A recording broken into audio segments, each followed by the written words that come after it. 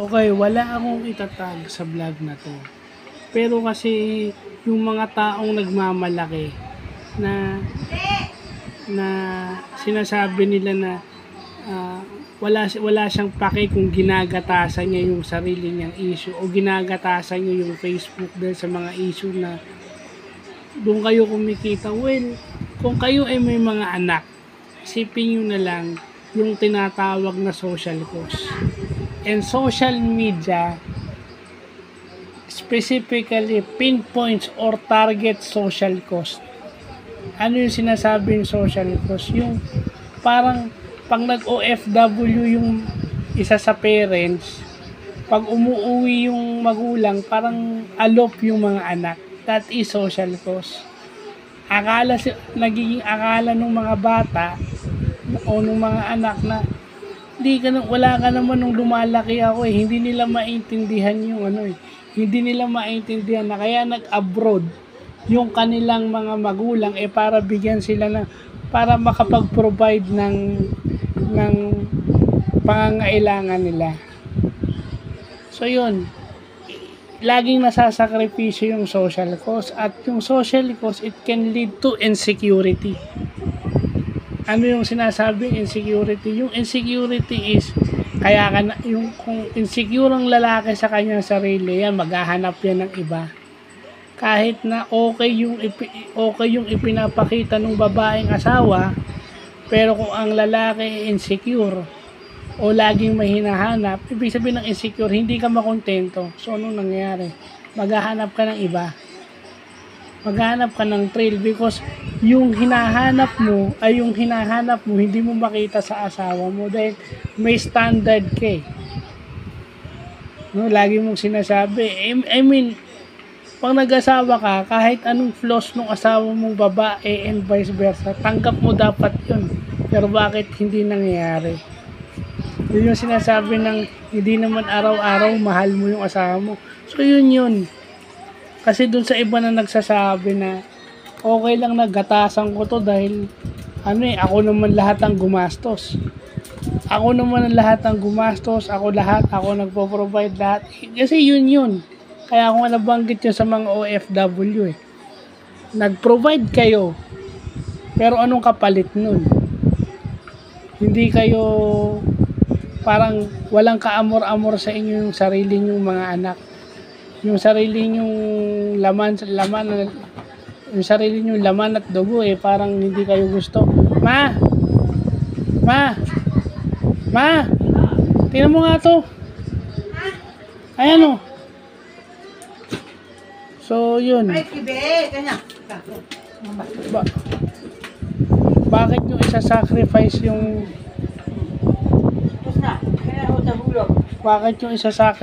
yung social cost? Diba? Yung sa OFW na lang yung analogy ko. Nag-Saudi yung tatay o yung nanay o nag-OFW sa Hong Kong yung nanay o tatay. Sige, may magandang buhay. Pero ano nangyari doon sa mga anak?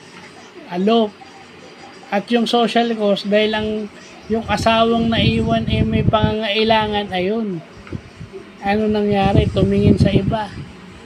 So kung iniisip nyo, nagagatasan nyo yung mga issue sa social media, think first, doon yung anxiety and trauma na pwedeng idulot nung issue nyo na naka-social media. Yun yung sinasabi ko Hindi naman marital arbiter o hindi naman korte yung Facebook, Instagram at TikTok para doon nyo i-post. So what would you get? What would you get after mong ma-expose yung What would you get? Kumita ka nga, na-expose mo nga. What would you get? Nagsisiba yung babae? Hindi. May mga kabit na hindi nagsisisi. May mga kabit na sasabihan ka pa na may kulang sa'yo. Kasi kung walang kulang sa'yo, hindi mangangaliwa yung asawa mo, which is mali. Kasi minsan, wala namang pagkukulang yun. It's just may mga lalaki o babaeng hindi nakokontento. So, kung isipin nyo na lang yung mga anak nyo, pagpipiestahan, aasa rin sa eskwela ng mga kaklase dahil nakikita sa Facebook araw-araw. yung issue. So, anong gagawin ng iba? I-deactivate yung account. Pero wala na eh. Kahit i-deactivate mo yung account mo, i-delete mo yung page mo na maraming followers, anong mangyayari? Nandyan eh. May stigma na. So, pag bumalik ka sa social media, maaalala ka as ganun. Or, yun. In Philippine society, mahirap tanggalin yung stigma ng negativity kasi yan ang laging naaalala ng tao. Hindi naaalala ng tao yung positive, ang laging naaalala ng tao yung negative. So kung iniisip nyo na pag na-expose nyo yung kalokohan, sinasabi nyo pa na na-expose nyo, isipin nyo yung mga anak nyo na posibleng magkaroon ng anxiety o trauma dahil sa mga nakikita nila, naririnig nila sa ibang tao at nakikita nila sa social media. Hindi mo maiwasan ang mga bata na asarin yung kanilang kapwa bata dahil sa nakikita nila sa social media. So bago nyo i-post yung mga issues nyo sa social media, think of its cost o yung kung ano yung consequences niyan. Ang consequence niyan is yung social cost. Pag yan hindi na correct, it can lead to insecurity. At pag insecurity, pag dumating yung panahon na mag-aasawa na yung inyong mga anak o kaya nakakita ng partner, gagawin niya ulit yan. Kasi yun na nga hindi siya buo. So kahit may pamilya na siyang sarili, hinahanap pa rin niya yung completeness sa ibang babae o dun sa ibang tao, kahit na may asawa na siya, may mga anak na siya, na dapat yun ang bubuo sa kanya, hindi pa rin niya magawa. Kasi yun ang sinasabi nga ni Lopez ni MJ Lopez hahanapin niya yun sa iba kasi insecure siya. At doon naman sa doon naman sa mga babaeng sasagot sa mga panliligaw, kung tanggap nyo yung isang lalaki na hindi naman kagwapuhan at nag-provide kayo ng lahat ng bagay, dapat handa rin kayo sa mga pangyayari na kung saan magloloko yan.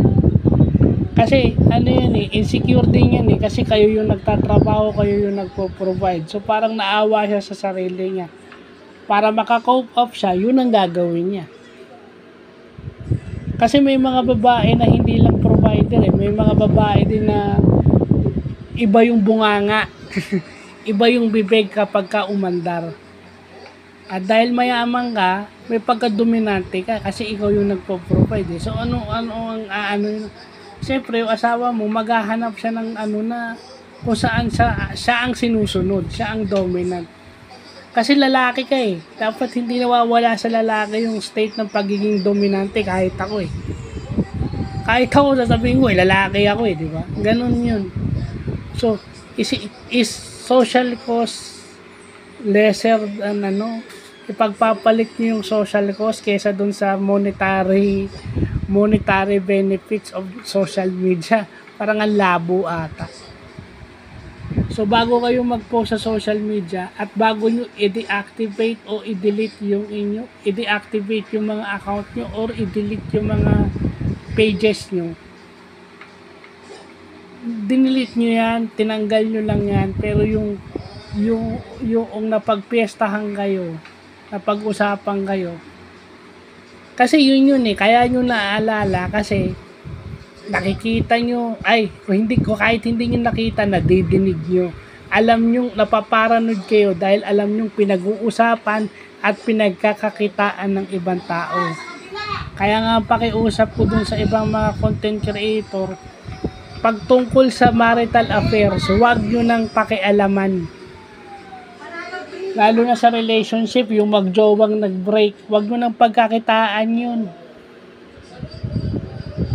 Kasi maawa naman kayo dun sa sakit na naidulot ng breakup. Kung kayo kaya lumagay sa ganun at kayo pagpestahan, ano kaya mararamdaman nyo?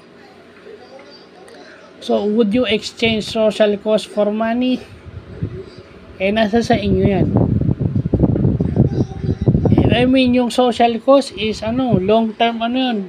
long-term consequences yun. Eh, yung pera, anytime pwede mong kitain. So, yun lang po.